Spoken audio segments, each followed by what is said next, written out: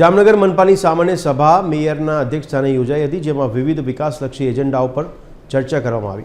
આ બેઠકમાં વિપક્ષી નગરસેવકોએ આક્રમક વલણ અપનાવીને ઢોર ડબ્બામાં પશુઓ માટે સુવિધાઓનો અભાવ અને હાથણી ગામમાં વર્ષોથી પ્રાથમિક સુવિધાઓ ન મળતી હોવા અંગે ઉગ્ર વિરોધ નોંધાવ્યો હતો। વિપક્ષી ઉપનેતાએ નગર પ્રાથમિક શિક્ષણ સમિતિમાં નિયમો વિરુદ્ધ પટ્ટાવાળાઓની નિમણૂકની મનપાને કરોડો રૂપિયાનું નુકસાન થયો હોવાનો આક્ષેપ કર્યો। વિરોધ વચ્ચે પણ કેટલાક મહત્વના વિકાસ કાર્યોને મંજૂરી અપાઈ હતી।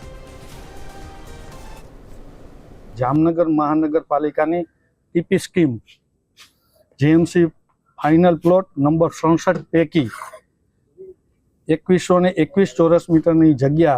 શ્રીજી ઇન્ફ્રાસ્ટ્રક્ચર ભાગીદારી પેઢીને વેચાણથી આપવાના કમિશનરની દરખાસ્તને આજે જનરલ બોર્ડે બહાલી આપી છે કે જામનગર મહાનગરપાલિકા દ્વારા સંચાલિત જે